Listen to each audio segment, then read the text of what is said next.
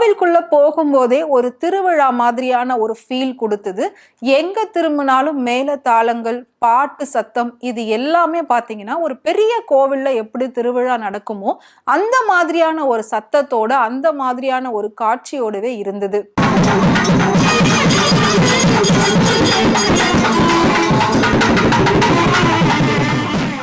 இந்த கோவிலோட சிறப்பு பூஜைய பத்தியும், சிறப்பு வழிபாடுகள பத்தியும் சொல்றதுக்கு முன்னாடி, இந்த கோவில பத்தின ஒரு சின்ன ஹிஸ்டரிய நான் உங்களுக்கு சொல்றேன்.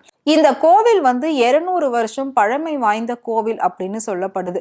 இந்த கோவில்ல பரதேசி ஆறுமுக சித்தர் அப்படின்னு ஒருத்தர் 200 வருஷங்களுக்கு முன்னாடி வாழ்ந்து வந்திருக்காரு. அப்படி இருக்கிறப்போ ஆடி அமாவாசை அன்னைக்கு தான் அவரு ஜீவ சமாதி அடைஞ்சிருக்காரு. அவரோட ஜீவ சமாதி மேல ஒரு லிங்கத்தை வச்சு இங்க வழிபட்டுக்கிட்டு இருக்காங்க. இதுக்கு முன்னாடி பரதேசி சித்தர் ஜீவ சமாதியான ஒரு இடம் அப்படின்னு தான் அது சொல்லப்பட்டது. அதுக்கப்புறமா அது கோவில் அப்படின்னு அழைக்கப்பட்டது. பொதுவா ஒவ்வொரு சித்தர்களும் ஜீவ சமாதி அடையறதுக்கு முன்னாடி ஒரு சில வார்த்தைகளை சொல்லிட்டு ஜீவ சமாதி அடைவாங்க.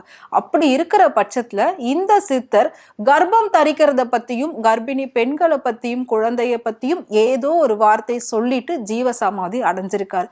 அதனாலதான் இந்த கோவிலுக்கு வந்தா குழந்தை வரம் நிச்சயம் அப்படின்னு சொல்லப்படுது.